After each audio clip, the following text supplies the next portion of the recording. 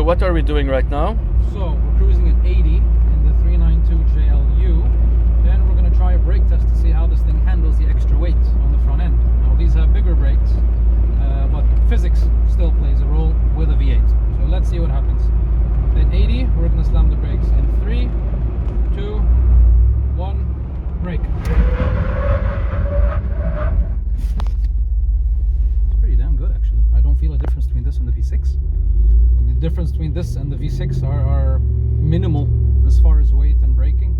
It handles the added weight a lot better. Everybody's worried about having more weight in the front. You can't really tell, honestly. Alright, so the JL, the 392, the one we've all been waiting for. I'm still very excited at driving this. What do I start with? What do I want to tell you about this car? Okay. Initially, I mean, I would think V8 in a Jeep, Mopar, would it happen, would it not?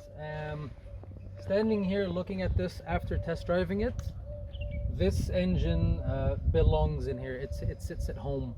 I think it gives every Jeep owner what they want out of their Jeep. We just finished test driving this, on-road, off-road, braking test, and daily drivability all around.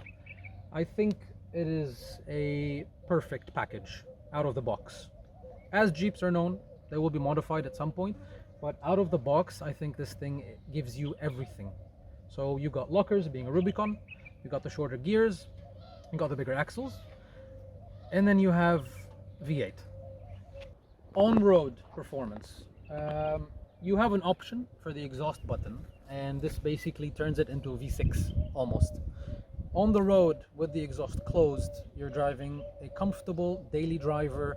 You have all the torque in the world when you need it, but if you want it to be a calm, quiet car, it can be. You still have the same amount of gears as a V6 JL, but with double the torque. So you're going to get the groceries, or you want to get to a stoplight, it does all of it very quickly.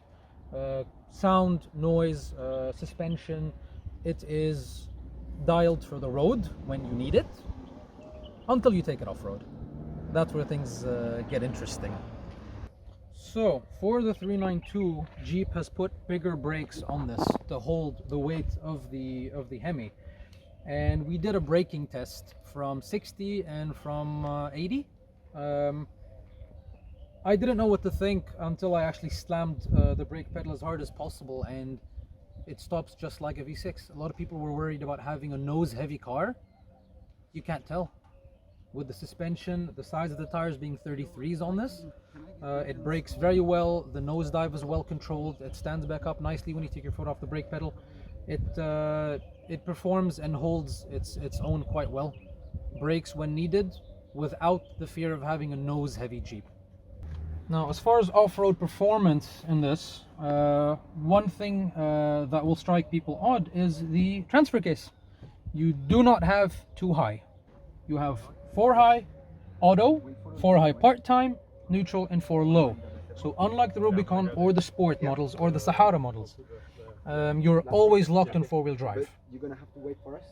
With this much torque, I think it's a plus and a necessity at some point, but off-road wise, even with 4-wheel drive, you can go tail happy, you can play around with this thing, and you have grip anytime and anywhere, and plenty of power to use that grip. Suspension wise, the Fox on this, matched with the spring grates for the Hemi, soaks up the bumps. You can ride at speed, you can do rocks, you can do dives, you can do anything you want. Sand and rock. Mud, we haven't done that here yet, but I think who's going to drive this is going to really enjoy it.